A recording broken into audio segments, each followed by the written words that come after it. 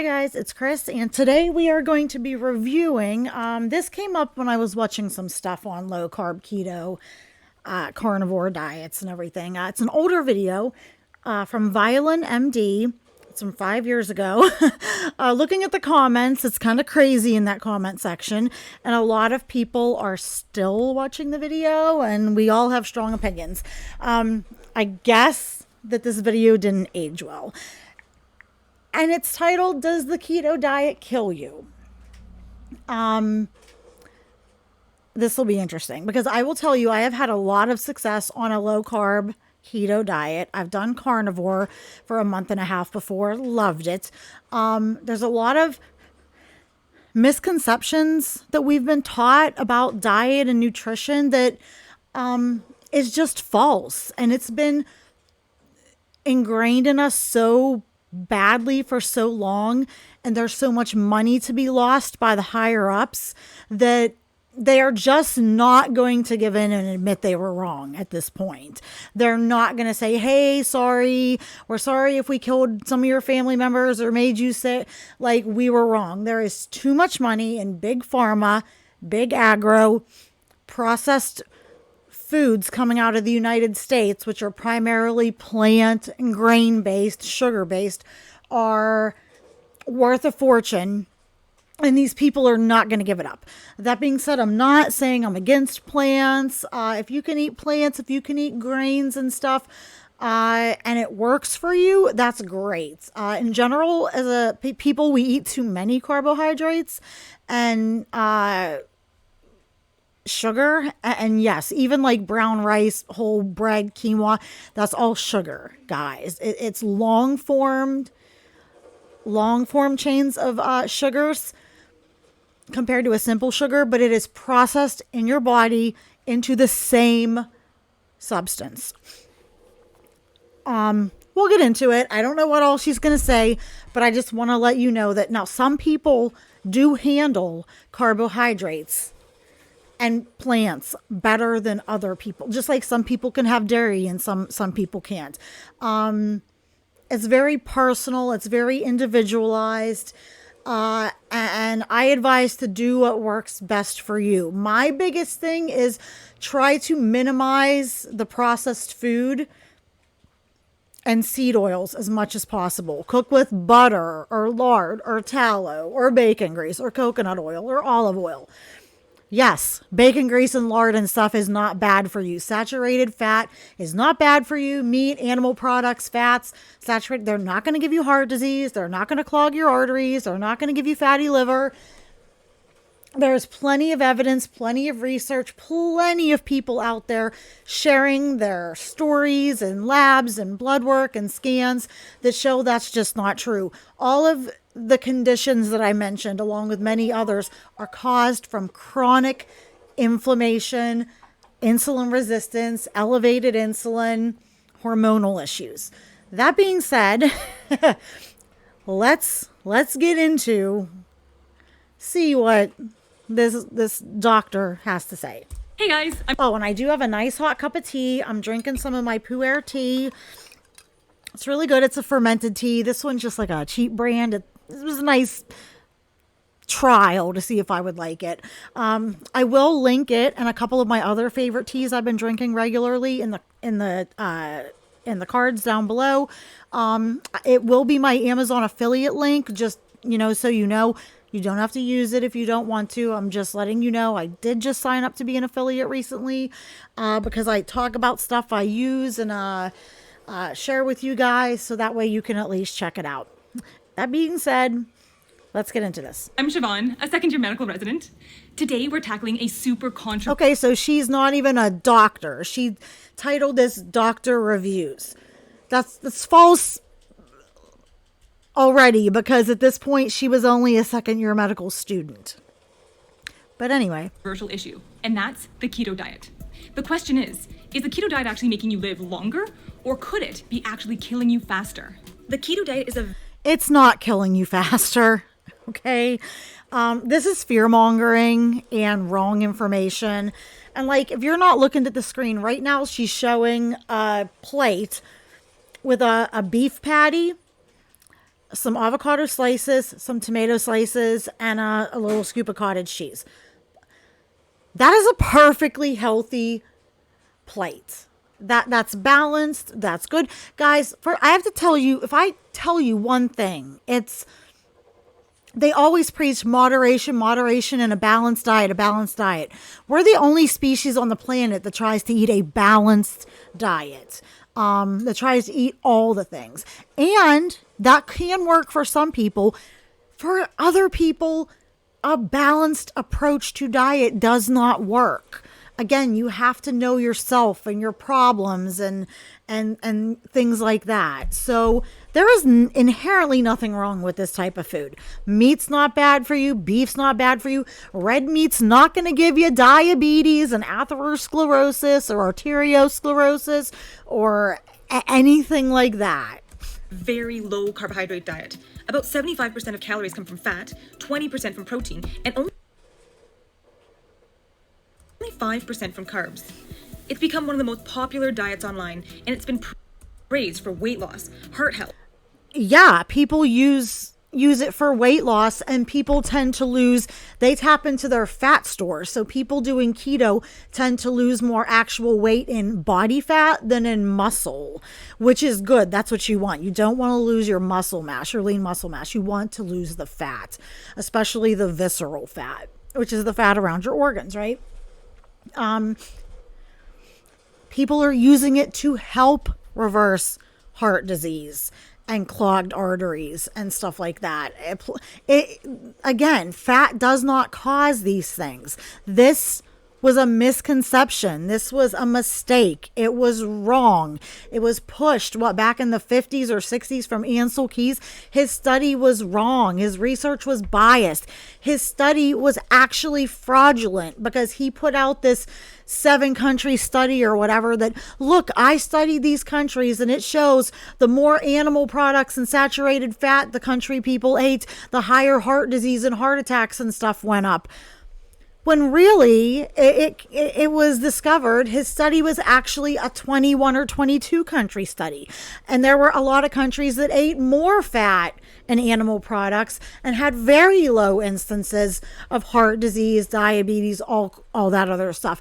They didn't fit his narrative, so he didn't include them in his study. What we've been taught about nutrition is very wrong. And now who makes the guidelines? The government, who does the studies, the WHO, the World Health Organization, the American Heart Association, the American Dietetics Association. They are all mainly funded and sponsored by people in the pharmacy and agro community, by big food companies. Those people not only fund a lot of their studies, but they sit on their boards and make their decisions, which is a total conflict of interest. But this is just wrong, because I would support any diet that actually works and is the best. And again, I think some people can do great on keto or carnivore. I think some people can't. Some people can do good on vegan. I personally don't like vegan so much because there are a lot of potential deficiencies. That being said, if you've got some money, if you like a very varied diet with a lot of variety, and you'll eat a lot of things like rice, beans, legumes, vegetables, like all kinds of stuff like that, you can probably get most of your nutrients, then yes, that wouldn't be bad. But a lot of people do a vegan diet improperly. I advocate for mostly a whole foods based diet, leaning towards lower carb or ketogenic, and or like a vegetarian diet where you can include some like eggs, some dairy if you tolerate it, or a pescatarian diet. But it's very individual. Diabetes management, and some even believe it fights cancer. But others think it's... Well, that's because a lot of cancer cells, for the most part, most cancers, they feed on sugar. So the goal is like, if you do not eat any exogenous carbohydrates, because there's no need to. Guys, this thing, you need to eat carbohydrates, is a fallacy. It's wrong.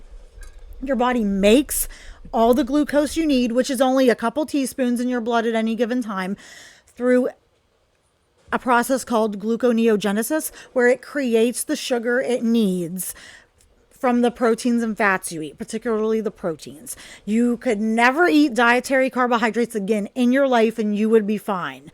But cancer cells, most of them, they love sugar. And the goal is that if you don't feed them the sugar, they cannot grow and thrive and reproduce. And it tends to minimize their virility. And sometimes, the goal is that it will help shrink tumors or prevent something from growing and spreading. I'm not saying that's 100% the case. I know a lot of people have had a lot of success with their cancer treatment with a keto diet, at least in conjunction with their traditional allopathic treatments. It's probably just a fad diet, and it's just going to come and This diet, this keto food list they're showing, this pyramid, that's exactly how it should be. go. Just this week, there was a groundbreaking article from the A groundbreaking article from the Lancet, a shell of a medical reference that's paid for and funded by the people I was talking about. Lancet, which totally changed the conversation. Dietary carbohydrate intake and mortality. Oh, God. Okay. It's an article that looked at how much carbohydrates people are eating and if that affected life expectancy. And let me tell you, most people eat too many carbohydrates, especially for their activity levels. Also, most people don't eat the good carbohydrates. They're not getting their carbohydrates mainly in the form of whole grains, quinoa, brown rice, sweet potatoes, vegetables. They're getting it from like their pizza crust and their breakfast donut and their sugary cereals and their Starbucks drinks and their pastas. You know what I mean? So, all carbs are not created equal. By the end of this video, you should be able to make an educated decision about what you want to do with your diet. Yeah, and from what I'm reading in the comments, the educated decision I should make about my diet is not whatever the hell it is you're pushing. And then I'm going to urge you to share this with people you care about because this could actually affect how long they live. This woman just wants you to be sick because if you're healthy and you don't need to go to the doctor, she doesn't have business. That is really cool though. It's showing her, if you're not looking, it's showing her playing the violin, which anybody who can play an instrument like that, I'm so jealous. That takes such skill, and a violin is just such a beautiful instrument to listen to. That's pretty cool. That's probably why she calls herself Violin MD.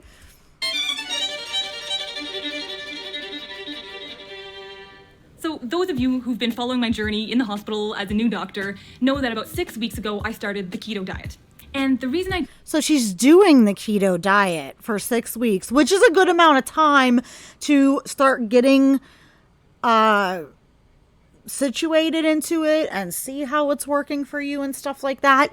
You gotta give diets more than just 2 or 3 weeks, guys. You need to give them at least a month, which is a short amount of time, preferably 6 to 8 weeks, to start really getting a feel for it and see how it works out for you, unless you have some sort of really aggressive intolerance, like you are just completely lactose tolerant and you can't handle dairy.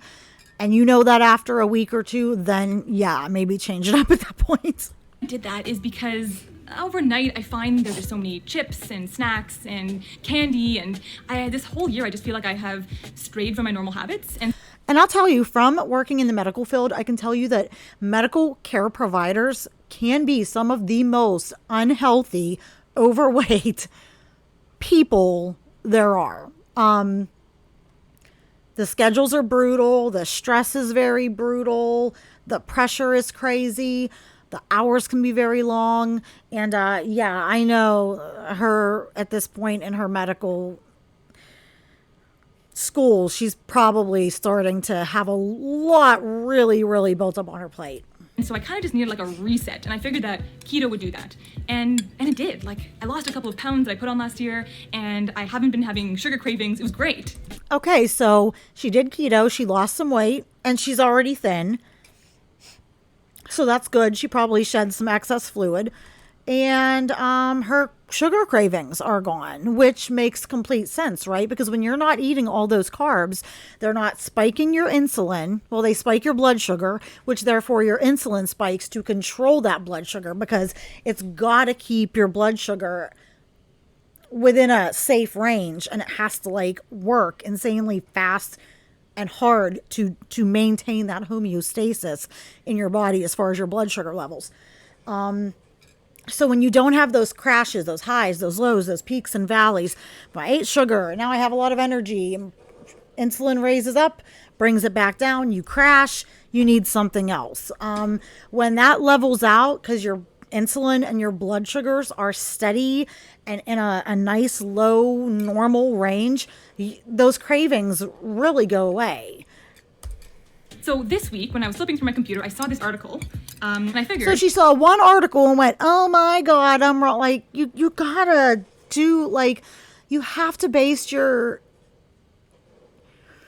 conclusions on more than just one rogue article you came across. Like, I didn't believe in low carb or keto or anything like that for many years until like I tried it and I saw it work, and then I saw it work for other people, and I read reports and studies and did research and looked up people, watched people showing their lab, because I like have experience in the medical field. I know about blood labs and all that kind of stuff.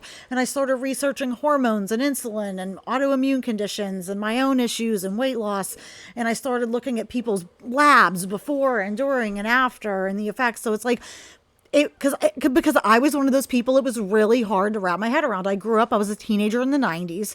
So I grew up in a real time where low fat, high carb was really pushed on you.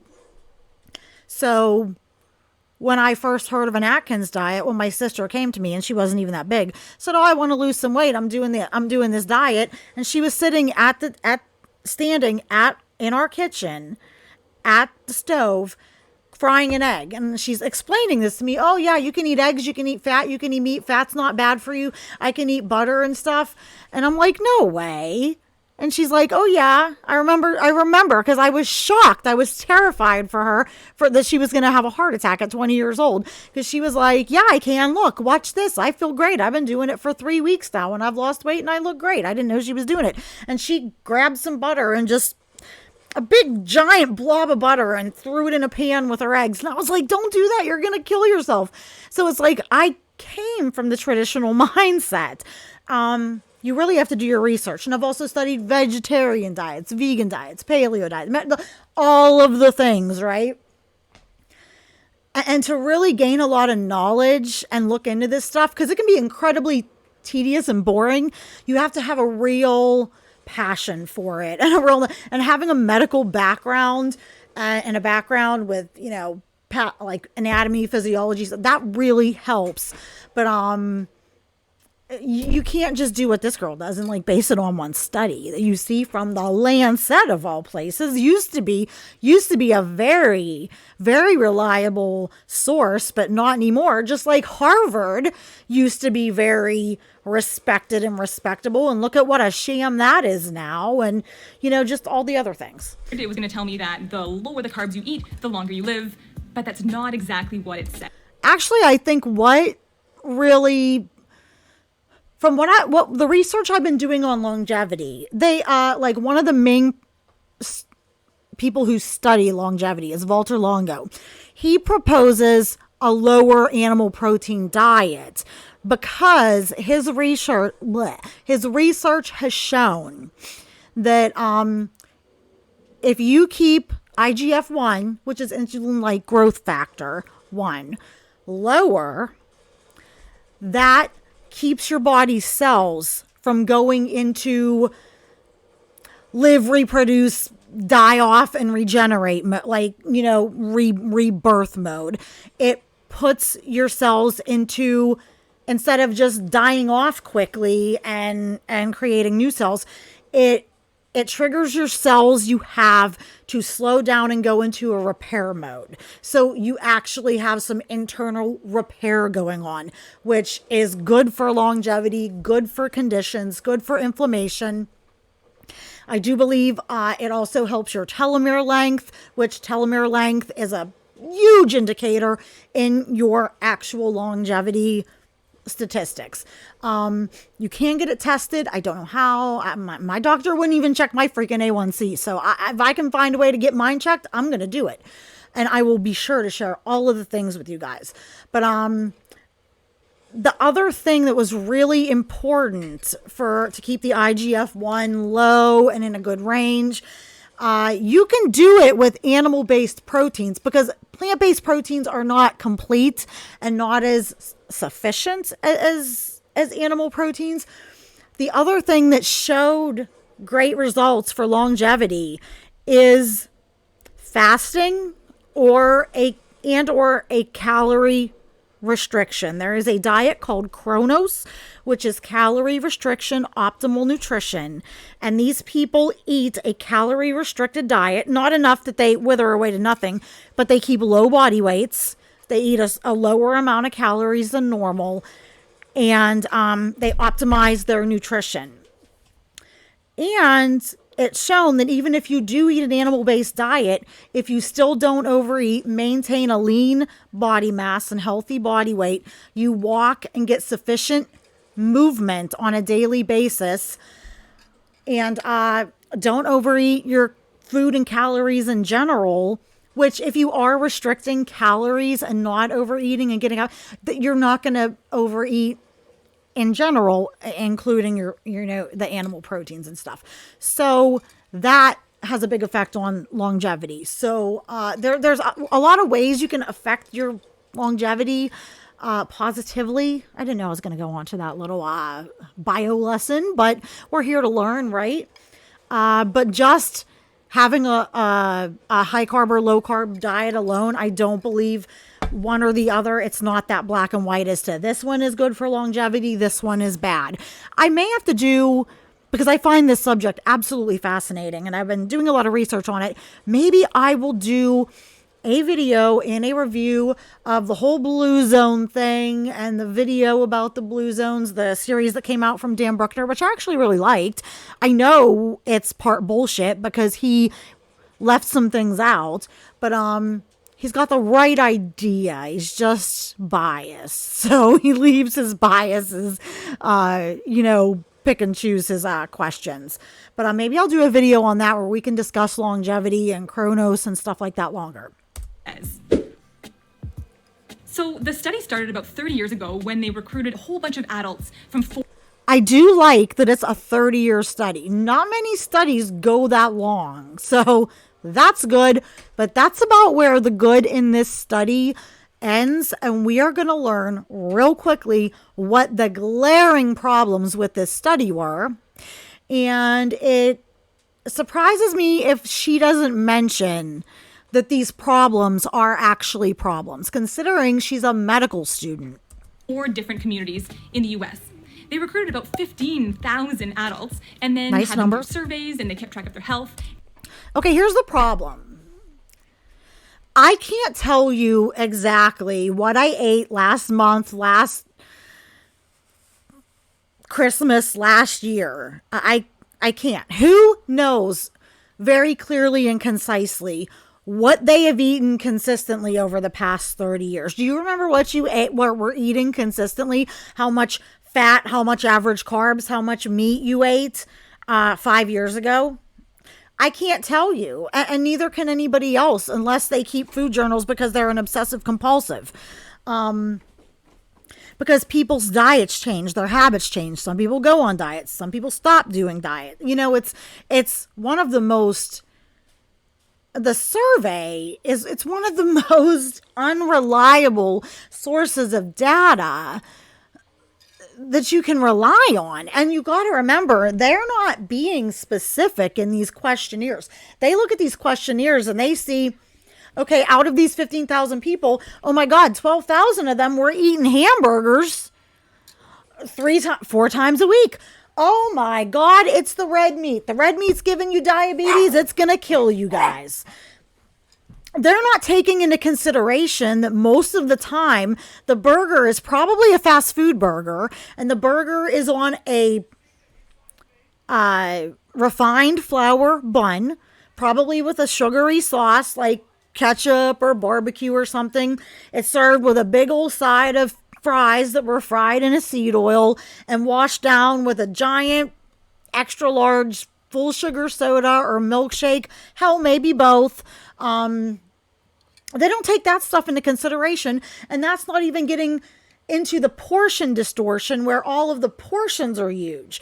So a homemade burger, with an open face bun or with no bun, a steak, eggs, that is not the same as a fast food burger served with a McDouble side of fries and stuff like that. That's one of the biggest reasons this type of study is flawed. And they tracked them over about 30 years. Like I said, I can't tell you what the hell I did last week. So let's pretend these Skittles represent the people in the study. First, let's divide them into the amount of carbs they eat in a day. Okay, and here's the other thing. They're dividing people into how many carbs they ate in a day. If you don't have very, very accurate data on what these people were eating, the amounts of everything, the serving sizes, how are you accurately figuring out exactly how many carbohydrates they're eating or how much fat they're eating? And here's another thing. The high carb is considered over 70%. That's a majority of most people's diets. And they consider 40% or less a low carb diet. That's a lower carb diet compared to normal Americans, but that is not a ketogenic diet. A ketogenic diet is 20 grams of total, not net, carbohydrates per day. Not 100, not 150, not 200, 100 to 120, maybe if you're an athlete, 150 a day, total, not net, is considered lower carb, but that is not a keto. They did not study a ketogenic diet in this study. So I want to get that out there right now. That is a big problem already. Yellow one's the low carb group. And yes, if you're new and you don't know me, I have a medical background. I like to talk. I like to ramble. I like to teach and give information. That's what we do around here. And so these people got less than 40% of their calories from carbs. The green ones are the moderate carb group. So these guys got about half of the calories from carbs. And the red ones are the high carb group, where they got over And it's really ironic she's using Skittles for this demonstration. 70% of their calories from carbs. I do love Skittles. They're horrible for you, but ooh, I do love them. Of course, this is a simplified model, and in the study they worked with really fancy statistical models to get lots of accurate information. So looking at mortality within these groups, it turned out the low carb group and the high carb group actually died faster than So the low carb group and the high carb group died faster than the moderate carb group.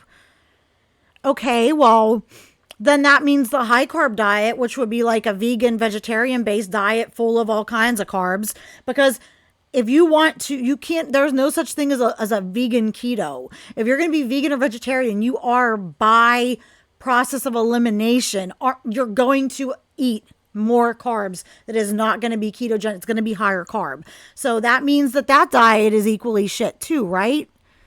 No, this is a joke. And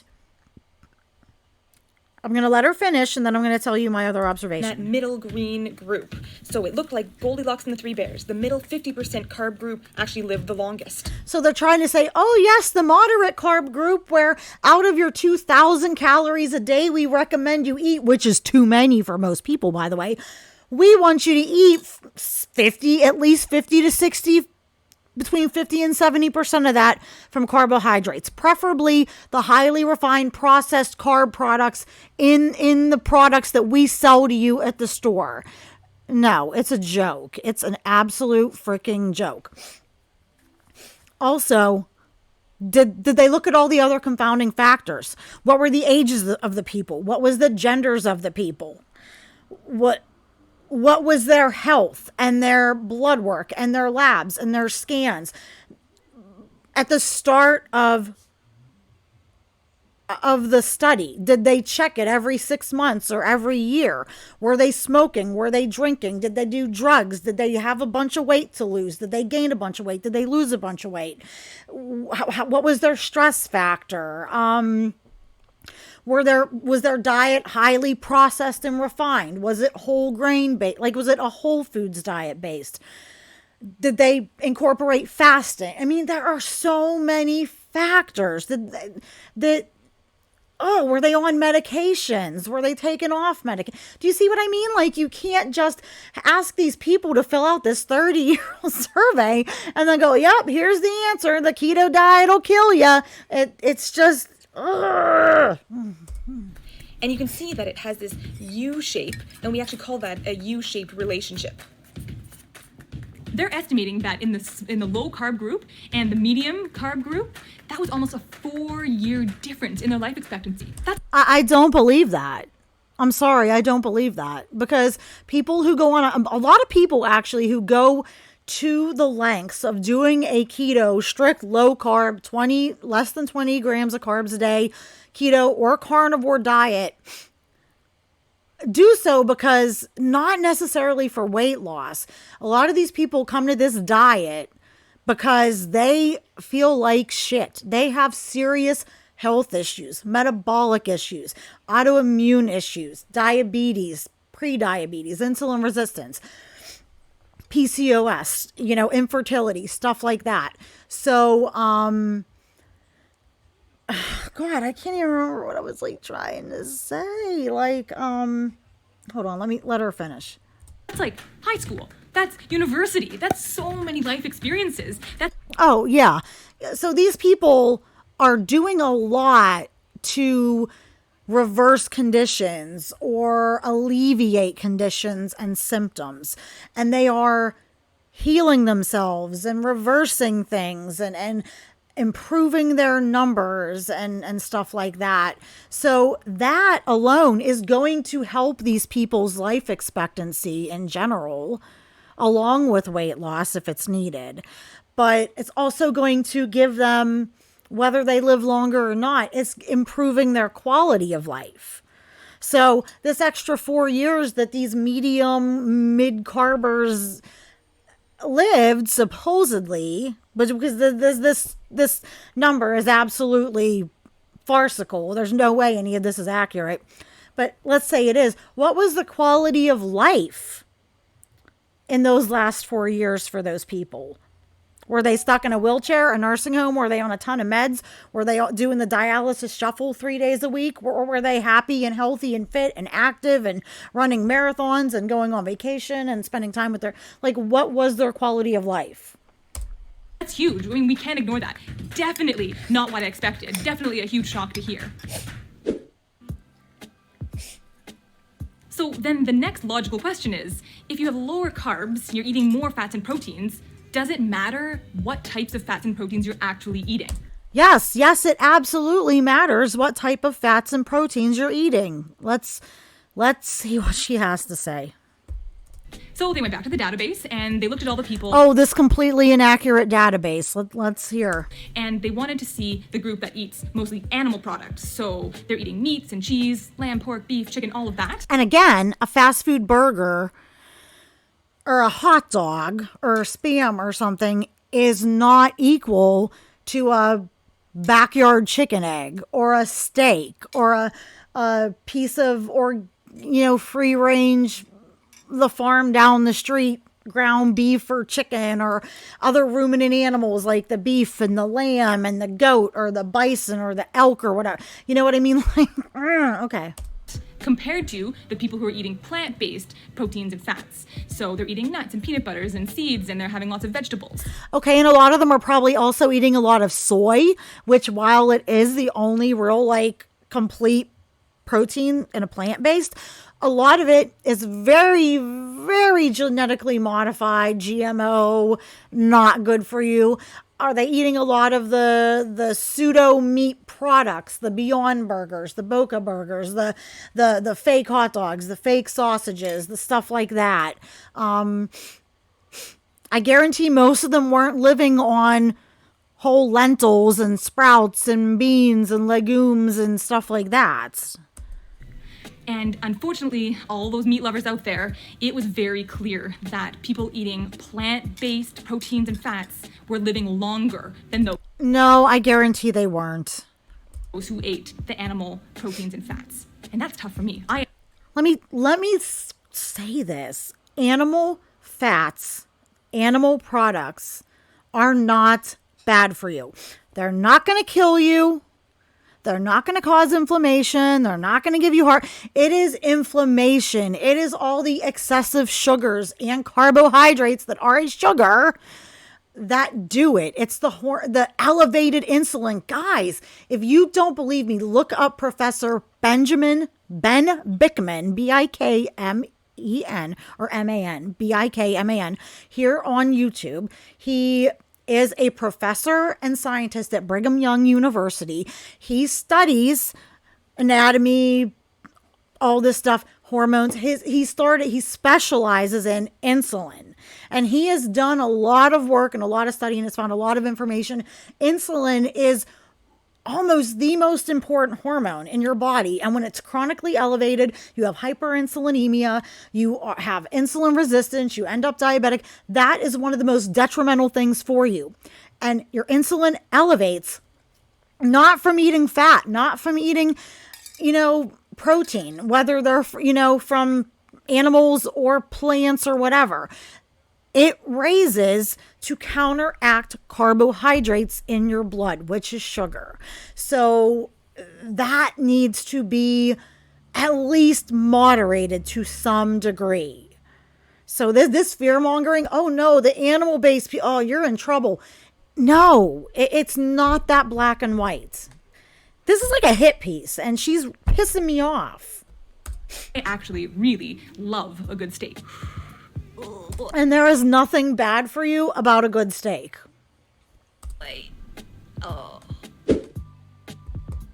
So you might be thinking, hold on, Siobhan. And she has the nerve to refer to this study as a meta-analysis. I don't live in one of those 4 communities in the US. I don't consider it a meta-analysis. I consider it an epidemiological frickin' questionnaire survey at best and a joke at worst. Maybe these results don't really apply to me. Like me, I live in Canada. I don't live in the US. But the authors were smart and they thought of this. So they did what we call a meta-analysis, where they took studies that were similar and had results from all around the world and put it all together. Okay, and where are these studies from? Who funds them? Because I will tell you, you can deny it all you want, but who funds the studies are the ones who call the shots. Big agro, like, a company who makes grain-based products like oatmeal and cereal, or a company that makes diabetes medicine. Do you think if they fund a study and you come back and say, well, we actually found out that people that were eating the products you make actually increased their blood sugar and gave them a risk of diabetes and heart attack, and the ones that ate low carb, do you think they're going to fund that and let them put that out there? No, they are going to skew the findings to say what is in favor of the people who fund the studies. It sounds like a conspiracy. Give me my tinfoil hat. That it's just the truth. It's just the truth. I would love to know what exactly these studies were and who funded them. I'd like to follow the money, follow the paper trail, and see who funded them. To see if those results hold true. So when they took the data from other parts of North America, Europe, Asia, they found the same results. People eating the plant-based diets were living longer. Oh, you mean like Ansel Keys did with the fat that we talked about earlier? Or Dan Buchner found with the blue zones?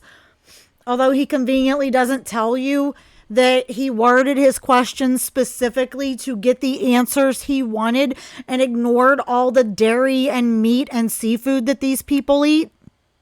Yeah. So I really don't think that we can ignore these results. Oh, and that's not including there are other areas that could technically meet the qualifications of a blue zone as far as longevity and stuff, like some places in Sweden and stuff. But that can't be included into the Dan Buchner blue zone thing, because those places have a cooler, harsher climate, and those people also living into their 90s and 100s, and they have a lot of centenarians and good health. Those people are eating mostly animal and meat-based diets, and that goes against his ideology. So, okay. And I love the Blue Zone documentary. I'm all for it. I do believe in the Blue Zones at their core. I believe that there is more to them than what Dan Buchner and the Seventh-day Adventists, who now own, I believe they own the Blue Zone trademark or name or whatever. There is more to the Blue Zones than what they put out, because although that organizations, those are all vegetarian, vegan based organizations. So they're not going to come out and say, oh yeah, no, the meat one, they're fine. You know, I think I'm definitely going to plan to do a Blue Zones video, because there is so much we could get into about each one. So I think I'm going to do some studying, gather some info, and I'll get back to you on those ones. So, after all of this, what is the main take-home message? The main take-home message is this: your video is crap. You're impressionable. This study was a big load of bullpucky, as we would say around here where I live. And it's fear-mongering, and you aren't giving... it's just giving cringe is what it's giving, actually. Basically, you probably shouldn't be eating a low-carb diet that's high in meat products, because it would seem these people are actually dying fast. They're not. They're not. Don't let this woman scare you. There's a lot of different factors that go into whether you live or die each day. So, okay. Wait a minute. What did that say? It would seem these people are actually dying faster. Avoid low carb with high animal fat and protein. No. If you want to use something like coconut oil or olive oil or stuff, avocado oil, that's fine. That's good. But you got to remember, like, avoid the seed oils. They're highly refined, highly oxidative. They were actually not even created as a food source. They were created as an industrial lubricant.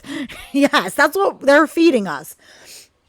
Be careful, because while coconut oil can withstand higher temperatures, it's being learned in recent times that even olive oils, coconut oils, all of those good oils still tend to be a little bit oxidizing and oxidative at high temperatures, and when they're heated to a very hot degree and stuff like that, which isn't good for you. So I started, we only use like ghee or butter or bacon fat or tallow or lard or something like that to cook. If you're going to use coconut oil or olive oil, you can use like nuke the coconut oil in the microwave just so that it's melted. Don't make it hot, or use the fractionated coconut oil, which is a liquid form, or MCT oil, or olive oil, or avocado oil, macadamia nut oil, something like that, sesame oil. Use those in a cold form, in a form that's not going to require high heat. Use them in dressings and salad dressings and to drizzle over vegetables, stuff like that. Stick to ghee, butter, those other things like that for cooking and heating very high. That's just kind of the route I'm going, because the oxidation and stuff, that's very reactive and very stressful and very inflammatory in your body. So, but the animal proteins are fine. And again, as with everything, don't overeat in general. People get this mistake that keto is gorging yourself and gluttoning yourself on bacon wrapped deep fried cheese dipped in oil. That's like not what it is. You still need to eat what works for you, eat within moderation, find what satiates you without stuffing yourself so that you're not over consuming. You still got to be mindful in general, guys. Is that the end of keto? Well, if you choose to do keto, the recommendations from this study would be that you should be making it all about plant-based protein. So lots of nuts and vegetables and healthy oils. That's what you should be getting your protein and your fats from. So basically, don't make the mistake of thinking that keto is just about bacon and fat and grease, because because it's not. Like, one of my favorite, I eat avocado and eggs all the time. I love them, and they're amazing for you. They're great for you. I find them some of the best food you can get. It's not all just about the processed like highly refined, like bacon and greasy stuff like that. Everything drenched in cheese and ranch dressing, no. People do that and get some results, but that's not ideal. Thing for you. Okay, so now that we have the information, we need to decide how are we going to actually change our own behaviors to reflect what we believe. Oh God, let's hear this. And I swear, that is the hardest thing, is actually changing your behavior. So with you guys as my witness, here is my plan. I am going to be focusing on the sources and the types of foods that I'm eating rather than sort of counting carbs. That's good. And I'm done. I'm done. This is like fried my brain. I just hope everything I said, you either knew or you learned something, or it at least gave you some insight into the biases around a low carb or keto diet, the flaws in a lot of these studies that people cite and post as like law, and do your own research. Do the studies, do your own N=1 experiments, see what works for you. Look at people who look into this way of eating and study this and teach it and use it as medical treatments for a living. Watch the low carb, keto, carnivore YouTubers, the doctors, the cardiologists, the nephrologists, the psychiatrists. Look them up and come to your own decisions. And if you're just unsure, try it for a couple of months.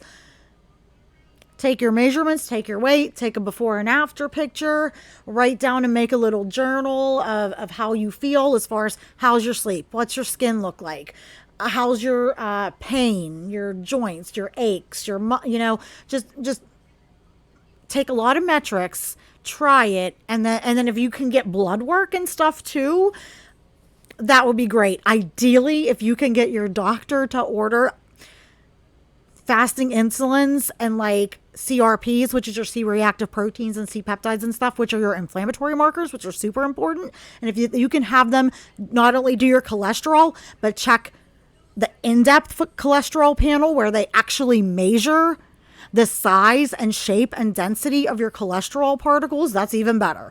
Try to just gather as much data as you can and then check back in it. But anyways, hope you like the video. Let me know what you think. Have you had good or bad results on a keto or carnivore or low carb diet? Have you done better on a vegetarian vegan diet? What is your experience? What do you think about this video, this study, nutrition in general? I love to hear what you guys say in the comments. I always have good conversations with people, and I'm always looking to learn from you guys as much as hopefully you learn from me. So I hope you have a good one. Don't forget to like and subscribe and join me for more videos. I will see you guys later.